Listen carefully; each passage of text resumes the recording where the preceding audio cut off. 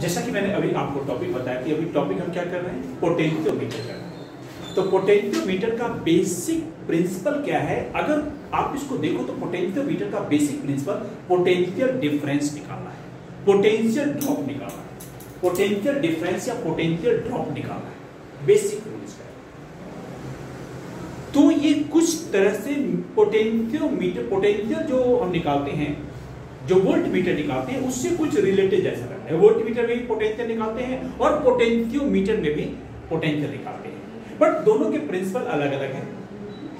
यहां पे लेंथ का यूज करते हैं। तो इसकी बेसिक प्रिंसिपल क्या है, उस चीज के ऊपर हम बात करते हैं। तो सबसे पहले इसका बेसिक प्रिंसिपल जो पोटेंशियोमीटर का है, ये बताते हैं कि पोटेंशियल डिफरेंस और potential drop across any portion of the wire is directly proportional to length of that portion, provided that constant current is flowing through uniform cross section of the wire.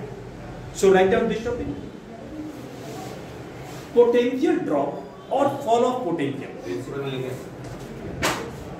Potential drop in first part.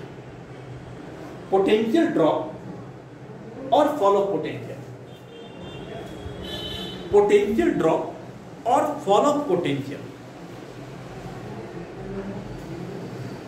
Potential drop or fall of potential is directly proportional to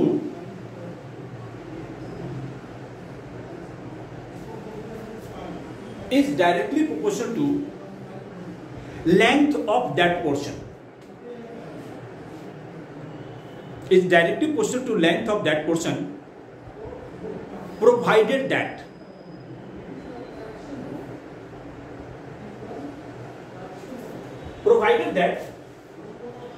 constant current is flowing through uniform cross section of the wire.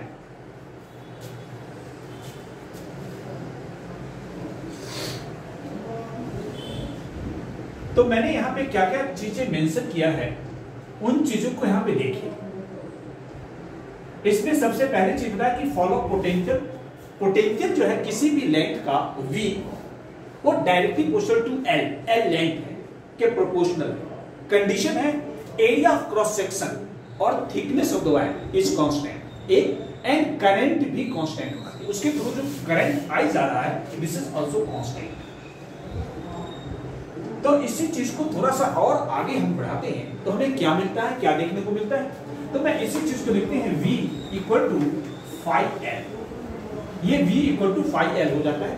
इसमें 5 को बोलते हैं potential gradient, it is potential upon length. Potential upon length. Potential gradient, अगर आप इसकी unit की बात करते हैं तो आपको पता है कि पोटेंशियल का यूनिट वोल्ट होता है और लेंथ का यूनिट मीटर होता है। तो वोल्ट पर मीटर यहां पे आ गया, 5 इक्वल टू V/L। लेकिन मैं अगर इसी फॉर्मूला को ओम्स लॉ से लूं तो ओम्स लॉ बताते हैं कि V equal to IR, Ohm's law बताते हैं। तो V equal to IR, I तो करंट है और R की वैल्यू आप जानते हैं, R equal to rho L by A होता है। R equal to rho L by A होता है। तो मैं यहां पे रो L अपॉन ए लिख सकता हूं। तो मैं इस पॉइंट को और आगे बढ़ाता हूं। तो मैंने यहां पे क्या क्या चीजें कांस्टेंट कर दिया गया है। L के बारे में तो डायरेक्टली क्वेश्चन बोला ही गया है, तो वो वेरिएबल है। Area of cross section constant किया गया, करंट कांस्टेंट किया गया, और रो रेसिस्टिविटी है जो किसी भी पर्टिकुलर मटेरियल के लिए रो की वैल्यू फिक्स होती है। जैसे कॉपर का जो रो है, वही रो, वो पूरे कॉपर का रो सेम होगा, चाहे उसकी लेंथ कुछ भी हो, थिकनेस कुछ भी हो। एल्युमिनियम की अलग होगी, आयरन की अलग होगी, सिल्वर की अलग होगी, बट पूरे सिल्वर की कांस्टेंट होगी। तो rho is constant according to definition. Area of cross section is also constant and current is constant. तो what is remaining term that is not constant?